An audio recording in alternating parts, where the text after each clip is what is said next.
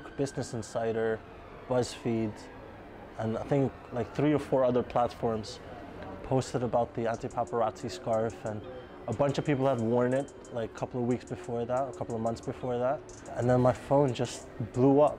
It was crazy, like my emails, tweets, Instagram, Facebook, like all the socials basically just blew up. But all these platforms, they posted it at the same time. And then, yeah, before I knew it, we reached 2.1 billion people in 2 months' time. It's not like I have a massive corporate business structure or something. It's just me, some random Indian Dutch kid. So it's not like it affected the business and I had to fire people, none of that. It's still a startup. I still look at it as a startup. You know, once you reach 2 billion people, a lot of things happen and you start to learn, and you make a lot more mistakes.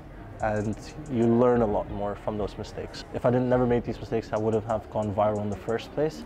And I think the virality of things was a very organic thing, because I came up with the product 5-6 years ago and it only went viral 2 years ago. So for the first like 3-4 years, no one really believed me or understood what the product actually was.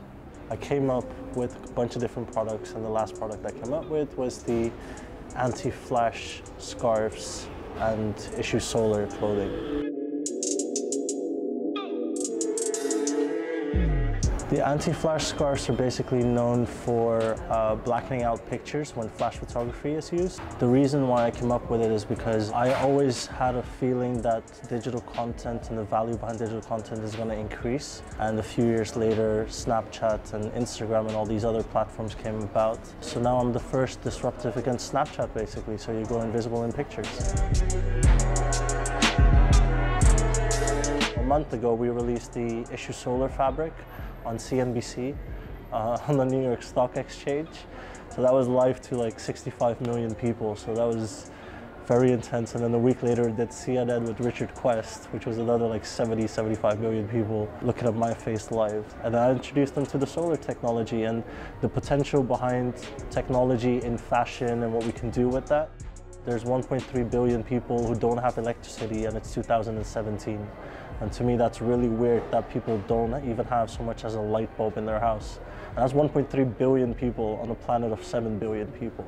And I think we should care about that, and we should be able to fix that. Introducing solar fabrics in clothing will allow them to wear clothes during the day and go to work, come home and at least have a light bulb and charge and light up their houses. So that's the main intention of 2018 and 19.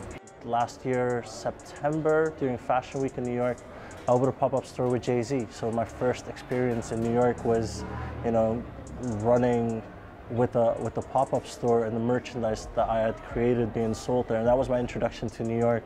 How I deal with rejection, it's really, really weird. It's inspiring.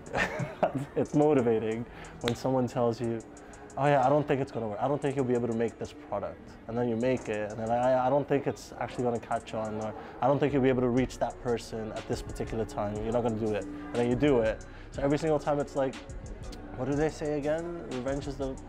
Success is the best revenge, right?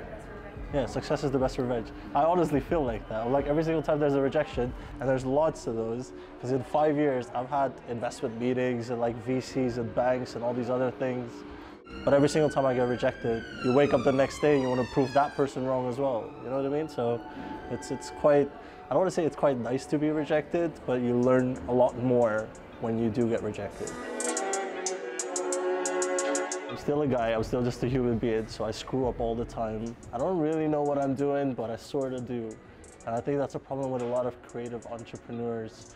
We think we know, but we do know, but we don't actually know.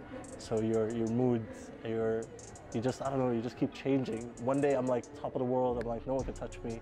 I've got a million things coming, people aren't even ready for this. And then the day after that, I'm like, should I just get a job somewhere and like buy a house like a normal human being? Or, you know what I mean? I think the biggest fear is not knowing, but that's also the biggest motivation.